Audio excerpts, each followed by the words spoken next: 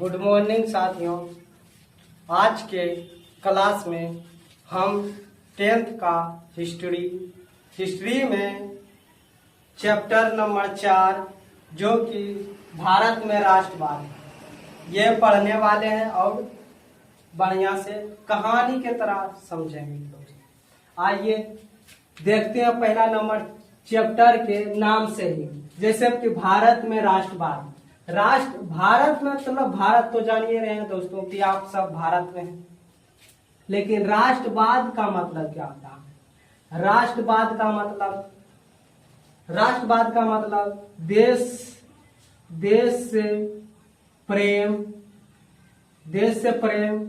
राष्ट्र के देश के प्रति चेतना का भाव उत्पन्न करना, यानी कि राष्ट्र के प्रति सद्भावना, देश प्रेम बहुत तरह से होता है दोस्तों। इसी को राष्ट्रवाद कहते हैं। जो कि देश के लिए मर मिटने के लिए तैयार होता है उसे देश प्रेम कहते हैं। और दोस्तों इसमें पढ़ने वाले हैं भारत पर उस समय, इस चैप्टर में भारत में उस समय ब्रिटेन का शासन हुआ करता था। किसका हुआ करता था? ब्रिटेन का शासन हुआ करता था। ब्रिटिश काल कब से कब तक चला ये भी आज देखेंगे। ब्रिटिश काल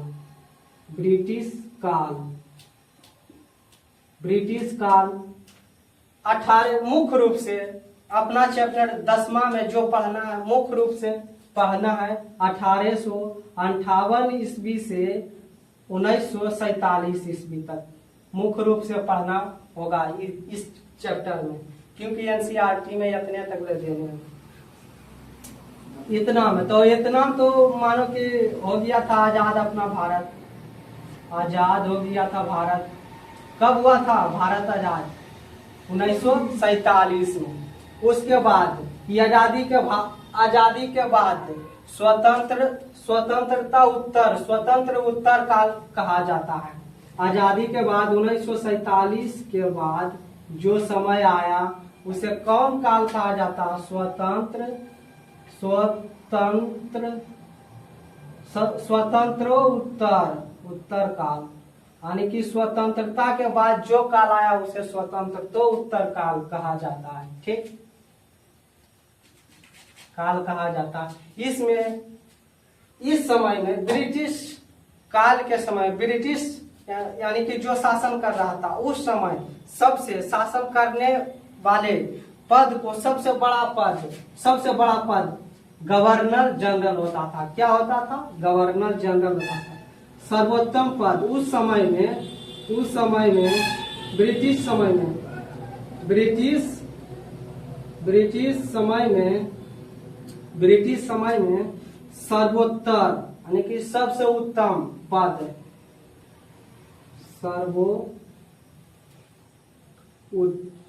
सर्वोच्च पद मांगो।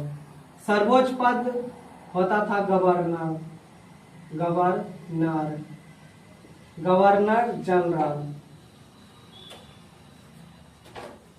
जनरल हुआ करता था। उस समय का सर्वोच्च पद कौन सा हुआ करता था?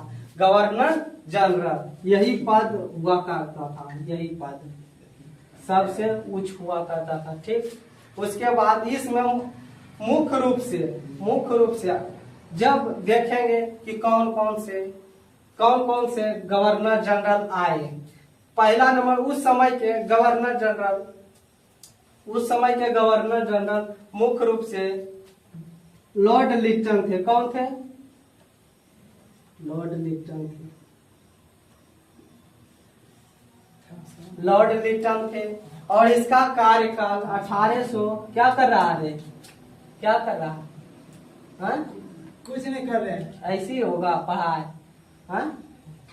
अप्रैल 1876 से करना था, बताओ 1880 तक लिखा।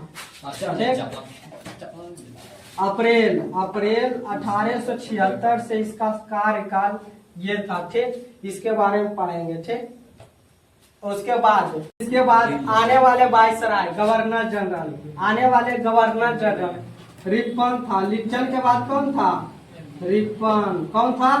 रिपन था, रिपन। इसका कार्यकाल 1880 से 1884 तक ले था। कब तक ले था? 1884। उसके बाद थोड़ा सा गवर्नर जनरल के बारे में और इसके बाद थोड़ा सा पढ़ लेते हैं। इसका चर्चा है आगे इस चैप्टर में करेंगे।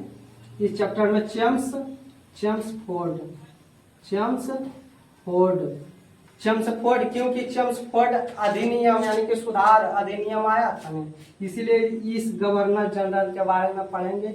इसका कार्यकाल कितना से कितना था? 1916 से 1900 कितना तक ले था? बता सकता है? 21 तक ले था। 1921 तक ले था इसका यानी कि कार्यकाल। उसके बाद इसके बीच फिर इसके बाद एगो आरो गवर्नर जनरल के पढ़ते हैं, इरविन, जिसमें कि इरविन समझौता हुआ था, जो कि 11 सूत्री मांग रखे थे महात्मा गांधी, उसी को बारे में पढ़ेंगे। इरविन समझौता उसी यानी कि गवर्नर जनरल रखने उस समय था इरविन। इसका कार्यकाल 1926 से 1931 तक में था। कब तक में? 1931 था। उसके बाद ये सब के बारे में उसके बाद जनता देश जब आजाद हुआ था ना, अपना सबके आजाद देश भारत जब आजाद हुआ था तो फिर गवर्नर जनरल कौन बने? तो गवर्नर जनरल प्रथम गवर्नर जनरल सी राजगोपालाचार्य था। कौन था? सी राज भारत के गवर्नर जनरल सी गोपालाचार्य स्वतंत्र भारत के प्रथम गवर्नर जनरल गोपालाचार्य सी राज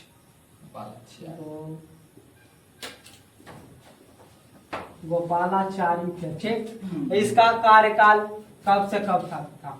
बताओ तो। 1947 से 48 था। 48 से 50 तक ले था। ठीक होगा? 2 साल। हाँ, 1950 तक। ठीक, 1950 तक ले था। 48 से 50। हाँ, उसके बाद जस्ट इसके बाद जब अपना भारत जब आजाद हुआ था तो अपना देश 2 भागों में बट गया था, एगो पाकिस्तान, एगो भारत। तो इसीलिए तो भारत यानी कि भारत के तो था सी राजगोपालाचार्य, परंतु पाकिस्तान के भी तो होगा गवर्नर जनरल कोई। तो पाकिस्तान के गवर्नर ठीक ख्वाजा नजमुद्दीन था। ख्वाजा नजमुद्दीन था। ठीक, ख्वाजा नजमुद्दीन था। ठीक होगा। इसका कार्यकाल भी होगा। ठीक, इसका कार्यकाल 48 से 51 तक था। कब से कब था? 48 से 51। 48 से 51 था, क्योंकि भारत में कुछ अच्छा विकास हो रहा था। 50 में हटा दिया, अपना संविधान बन गया था, और पाकिस्तान में 51 में हटा। इतना सबको पढ़ना है। उसके बाद भारत पर अंग्रेज लोग ने सब अत्याचार कर रहे थे। तो राष्ट्रवाद का तो उदय होगा जब किसी आदमी पर अधिक अत्याचार करेंगे तो उसमें भी तो राष्ट्रवाद का उदय होगा कि नहीं। इसीलिए आज तब पढ़ेंगे कि भारत में राष्ट्रवाद का उदय के कारण क्या क्या थे।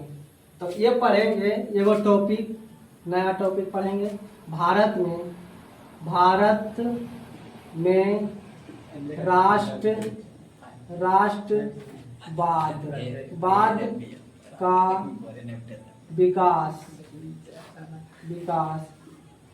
विकास के कारण क्या थे? यानी कि राष्ट्रवाद के विकास, भारत में राष्ट्रवाद के विकास क्या क्या चीज कारण थे, कैसे क्या चीज के प्रेरणा से हुआ उसको कि राष्ट्रवाद हमको करना चाहिए, यानी कि ब्रिटेन वाले को भगाना चाहिए, अंग्रेज को भगाना चाहिए। तो यही पढ़ेंगे। तो कौन कौन से कारण थे? तो मुख्य रूप से कारण तो बहुत सारे थे, परंतु मुख्य रूप से 4 कारण पढ़ेंगे इसमें। आइए, 1 नंबर में था राजनीतिक कारण था। और दूसरा नंबर में क्या था? दूसरा नंबर में था सामाजिक कारण था, सामाजिक कारण था। तीसरा नंबर में धार्मिक कारण था, धार्मिक कारण था, धार्मिक कारण था। और चौथा नंबर में आर्थिक कारण था, आर्थिक कारण आर्थिक कारण था। आप पढ़ेंगे 1 नंबर राजनीतिक कारण में कैसे विकास हुआ, राजनीतिक कारण में क्या क्या चीज हुआ सो विकास हुआ। तो आप देखते हैं राजनीतिक कारण में क्या क्या चीज हुआ था। इसको मिटा देते हैं तो हाँ मिटा दीजिए। उतार ली है, उतार लो, ये सबको उतारना है तो, और इसको मिटा देते हैं।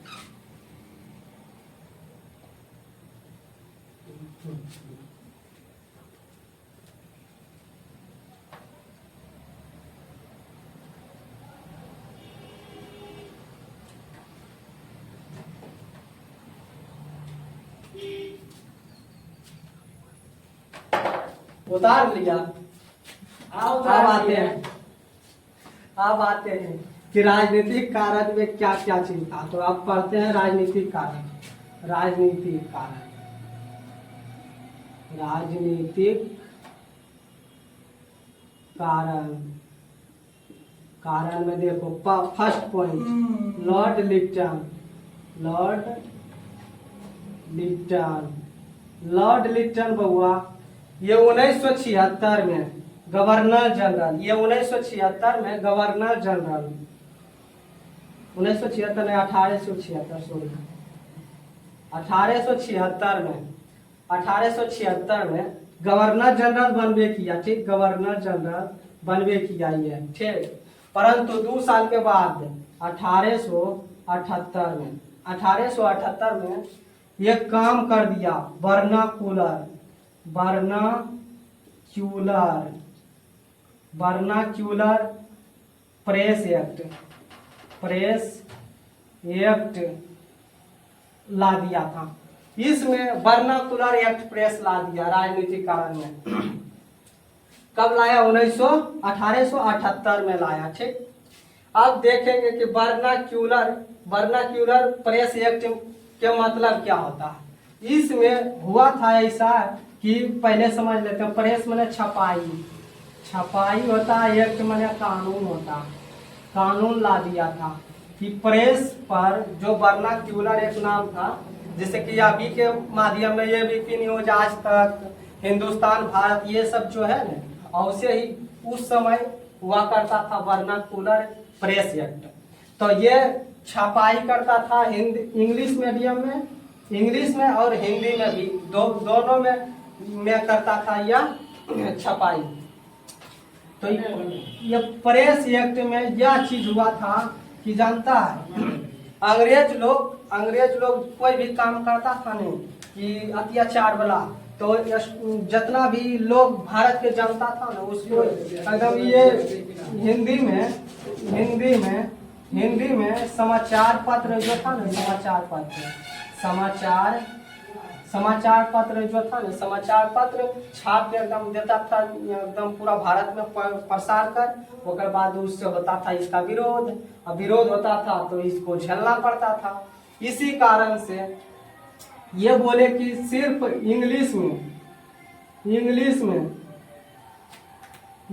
में छपाई होगा, सिर्फ इंग्लिश में छपाई होगा, हिंदी में नहीं होगा। क्योंकि इंग्लिश तो यानी कि कुछ करता ब्रिटेन वाला जो था, ब्रिटेन अंग्रेज सब जो था ना, वो सब इंग्लिश जानता था, हिंदी नहीं जानता था। इसीलिए बोलता था कि सिर्फ इंग्लिश में छापो, हिंदी में नहीं छापो।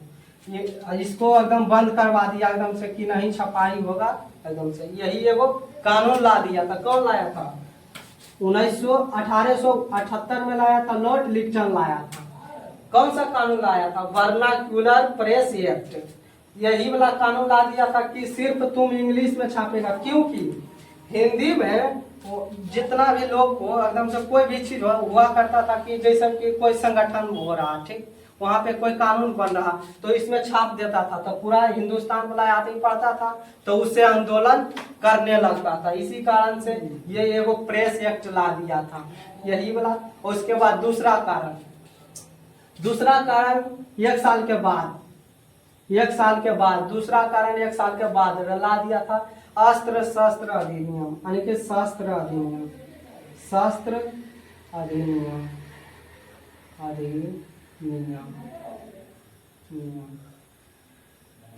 ये 1 साल के बाद यानी कि 1889 ईस्वी में लाया था।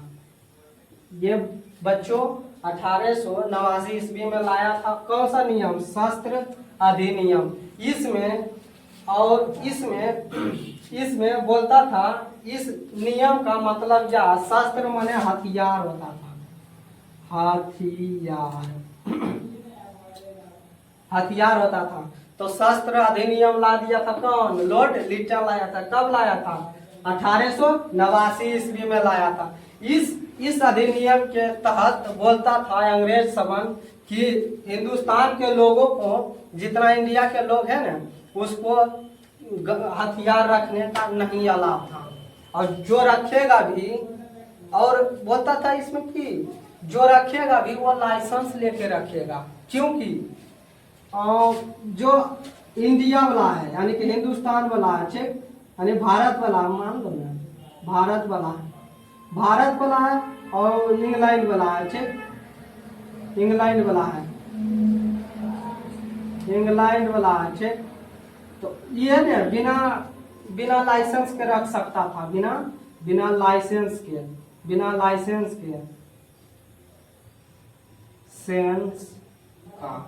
लाइसेंस का ये अंग्रेज सामान रख सकता था, हथियार, पिस्टल, गन, बंदूक सब रख सकता। लेकिन भारत वाला बोला कि बिना लाइसेंस के नहीं रख सकता, क्योंकि कोई भी चीज में कि दंगा फसाद न हो, नहीं तो रखने देता तो अंग्रेज सामान के तो मार के तो रिया देता नहीं, इसीलिए नहीं रखने देता था।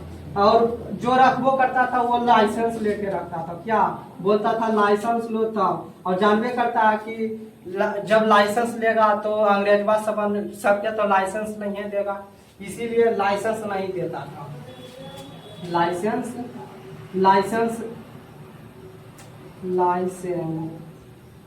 लाइसेंस बोलता था लेने के लिए भारत वाला लोग का, बिना लाइसेंस के चलता था।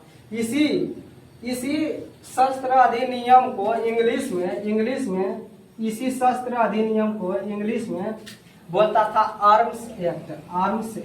कौन सा एक्ट बोलता था? आर्म्स एक्ट बोला था, ठीक। आर्म्स एक्ट मतलब होता वही कि शस्त्र कानून, यानी कि शस्त्र नहीं रखने के लिए देता था। ये लाया था कौन? ये दो चीज लाया था। कौन?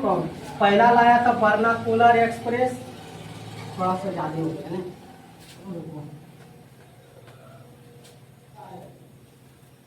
लिख देते हैं बढ़िया से। पहला नंबर ये आया था राजनीतिक कारण, और दूसरा नंबर में यही लॉर्ड लिटन ने 1889 ईस्वी में कौन लाया था? शस्त्र अधिनियम, और इंग्लिश में बोला जाता था आर्म्स एक्ट बोलते थे। यह भारत वाला को रखने का आजादी नहीं था, और रखबो करेगा तो यानी कि लाइसेंस लेगा। लाइसेंस जानबे करता है कि कितना देगा वो लाइसेंस, अंग्रेज बादशाह देगा नहीं देगा, इसीलिए इसको रखने का खुला छूट नहीं था, और अंग्रेज बादशाह के बिना इसी लाइसेंस के रख सकता था।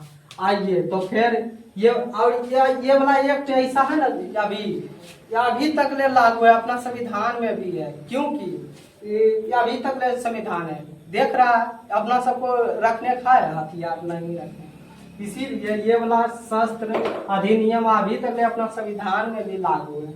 और अगला ये राजनीतिक कारण, ये 2 कारण तो हो गया। अगला आइए 1883 में कौन सा कानून आया था? इल्बर्ट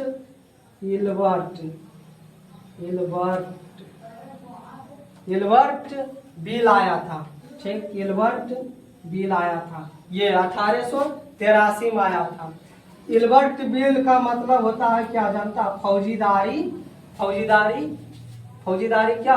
फौजीदारी व्यवस्था या मामला, एक ही बात हुआ। ठीक,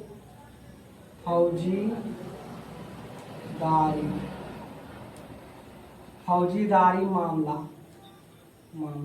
ठीक, इल्बर्ट बिल का मतलब फौजीदारी मामला होता था। इसमें ऐसा चीज कर दिया था ना, इसमें आदमी को कुछ भी, एक दूसरे का गाली भी देगा, एक दूसरे का एक झपड़ मार भी देगा, तो सीधा डायरेक्ट कोई विशेषाधिकार यानी कि अपना वकील उकील कुछ नहीं रखेगा। और विशेषाधिकार इसमें खत्म कर दिया था। विशेषाधिकार नहीं था, इसमें विशेषाधिकार नहीं था। और इसका जब अपने यार में लड़ जाएगा ना, कोई भी एक दूसरे से लड़ाई हो गया तो जानता है कोर्ट में जाएगा। कोर्ट में वो कौन जज रहेगा जानता है? सब सुनेगा वही अंग्रेज भी सब सुनेगा, और छोटा सा भी अंग्रेज भी सब सुनेगा, यानी कि इसका सुनवाई भी अंग्रेज जज करेगा। सुनवाई कौन करेगा? इल्बर्ट बिल में कौन सा सुनवाई करेगा? अंग्रेज जज करेगा। ठीक, अंग्रेज जज करेगा सुनवाई किसमें? Ilbert bill. और इल्बर्ट बिल के कौन सा मामला कहते हैं? फौजीदारी मामला। तो जानता है इसमें तनियों सा कुछ होता था, तनियों सा कि एक गाली उसको दिया, एक लपड़ उसको मारा, थोड़ा सा लड़ाई हो गया, तो डायरेक्ट छोटा सा जो यानी कि होता था लड़ाई झगड़ा, उसमें भी एकदम बड़ा से बड़ा एकदम से देता था सजा।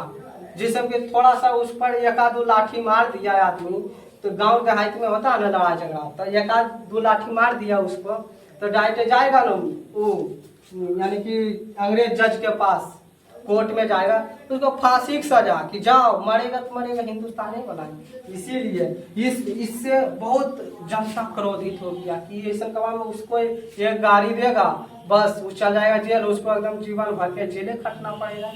इसी कारण से इसमें पूरा एकदम से हुआ था आंदोलन। तो इसको बोला कि ये बिल वापस जाओ, तो वापस लेना पड़ा। क्या हुआ? वापस लेना पड़ा। इस अधिनियम को, मामले फौजदारी को वापस लेना पड़ा। ठीक बउआ, वापस लेना पड़ा। ठीक, इसको वापस लेना पड़ा। ये था दूसरा कारण। और दूसरा कारण ज्यादातर तीसरा कारण पढ़ लो। तीसरा कारण ये था कि राजनीतिक कारण में। तीसरा कारण था 1905 में, 1905 ईस्वी में बंगाल विभाजन कर दिया था। क्या कर दिया था? बंगाल विभाजन कर दिया था। इसमें सोचा था कि जब बंगाल विभाजन कर देंगे तो ये सबको कमजोर हो जाएगा तो एकदम से शासन करने में हमको अच्छा रहेगा। इसीलिए 1905 में बंगाल विभाजन कर दिया। और इस विभाजन को बंग भंग आंदोलन से भी जाना जाता था। कौन सा आंदोलन? बंग भंग आंदोलन से जाना जाता। कभी कल ऑब्जेक्टिव में पूछ देगा कि बंगाल विभाजन को किस नाम से और जाना जाता था? बंग भंग आंदोलन से। ठीक, या ये नियम ऐसा कौन यानी कि अधिनियम के तहत लाया था जानता? फूट डालो शासन करो। फूट डालो शासन करो, ये जानता है। फूट डालो शासन करो, उसके तहत लाया था कि बोला। और ये लाया था जानता है कौन? करजन लाया था। और उसके तहत बोला ये सब एकदम नीति बना लिया था कि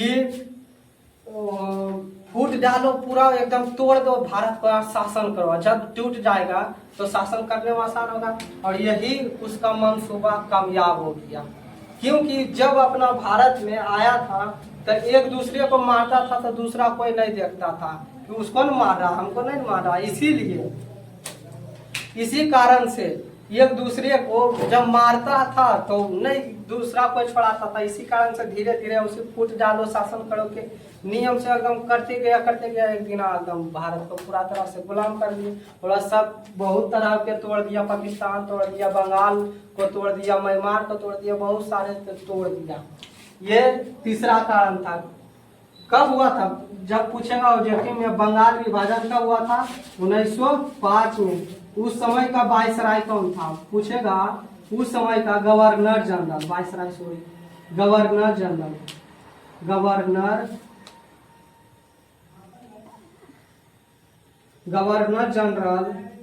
जनरल कौन था? तब बोलना है करजन था। कौन था? करजन था।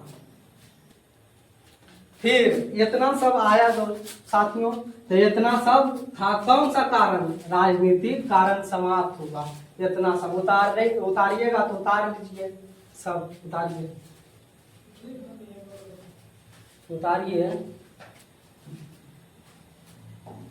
ठीक है, मैं हटाते हैं। आप पढ़ेंगे कौन सा? सामाजिक कारण पढ़ेंगे।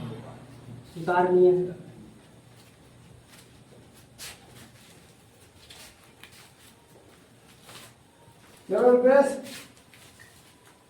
रोके ना। आइए आप उतार लिए, अगला में आते हैं। अगला सामाजिक कारण में। सामाजिक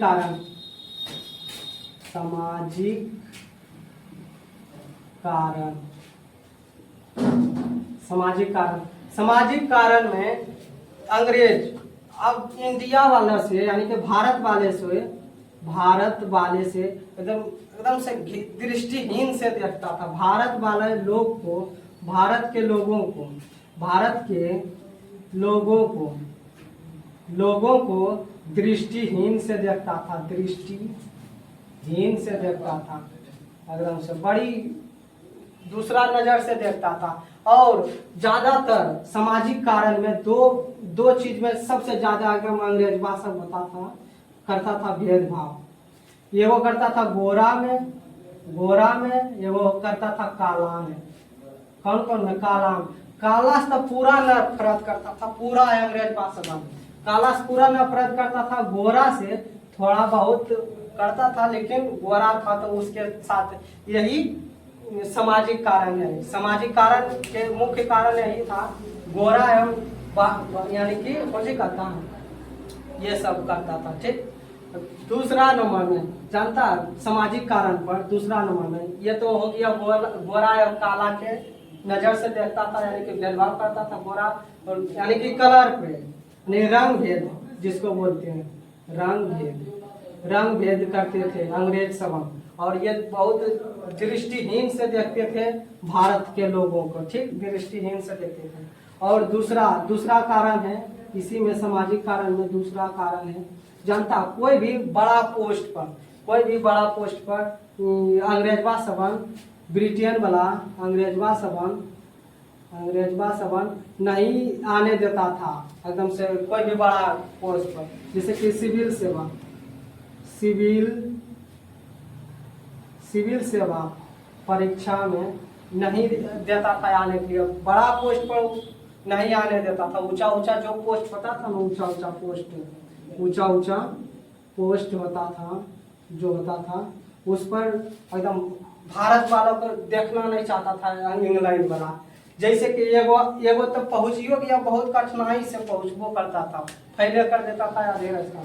और एगो अपना भारत के आज यहाँ महान एकदम व्यक्ति थे, वो एगो पहुंचबो किए, उसका नाम है एकदम पूरा क्वालिफाई करके एकदम किए, लेकिन उसको इतना प्रताड़ित किया, उसका नाम है सुरेंद्र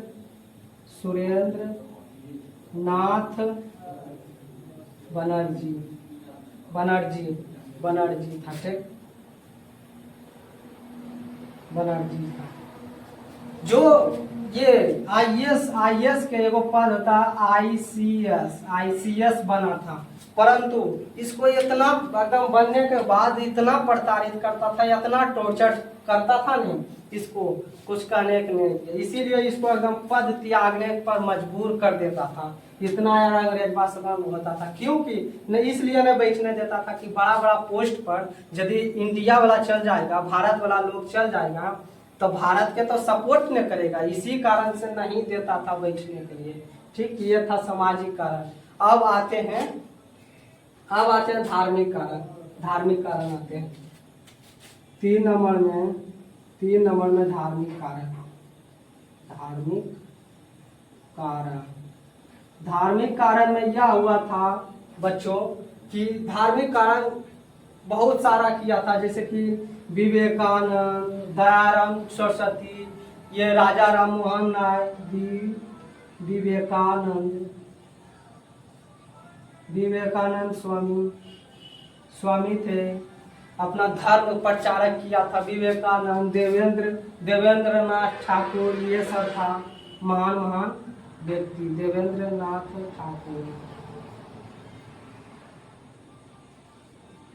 ठाकुर, राजा राम मोहन राय,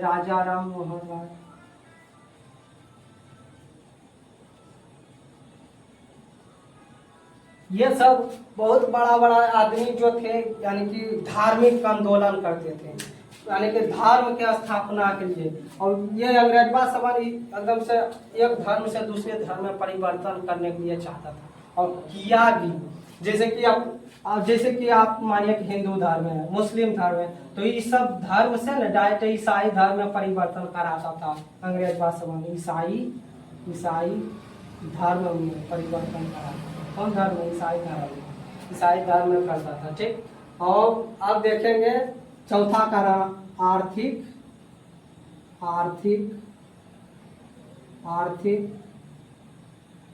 कारण।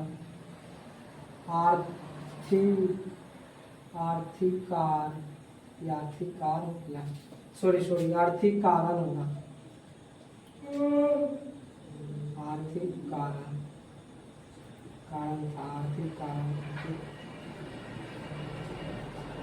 आर्थिक कारण था। ठीक, इसी ये आर्थिक कारण में बहुत सारा चीज था। जैसे कि आर्थिक कारण में सबसे ज्यादा जनता 2 चीज का शोषण हुआ, जमींदारों का और किसानों पर दोनों पर टैक्स लगा दिया था। ठीक, टैक्स लगा दिया था दोनों पर, बोलता था कि दोनों टैक्स देगा। आर्थिक कारण पर इतना शोषण हुआ, और ज्यादातर जमींदार से तो ज्यादा किसान के हुआ था। किसानों को हुआ था। किसान में वो कौन किसान के? जो नील के खेती करता था और कपास के खेती करता था। ठीक, कपास के खेती करने वाले को भारी भरकम टैक्स। जैसे कि नील के खेती पर जब 20 कट्ठा किया तो उसमें 3 कट्ठिया पद्धति एकदम से 1 बीघा में, यानी 20 कट्ठा में डायरेक्ट देना ही पड़ेगा। 3 कट्ठिया पद्धति हो गया था। ठीक, 3 कट्ठिया पद्धति, 3 कट्ठिया पद्धति इसको कहते थे नील खेती। जैसे कि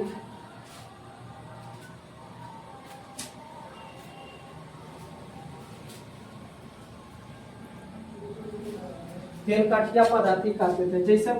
जैसे में कि आप यदि 70% लगाएं तो उसमें आपको देना पड़ेगा 60%। एकदम ये अंग्रेज सबन मांग लेता था 60%। जैसे 70% और नील खेती पर 3 कट्ठिया पद्धति लगा दिया था। 3 कट्ठिया पद्धति, यही सब था आर्थिक कारण, धार्मिक कारण, राजनीतिक कारण। वीडियो अच्छा लगे तो आप इस चैनल को सब्सक्राइब एवं लाइक और शेयर करें दबाकर।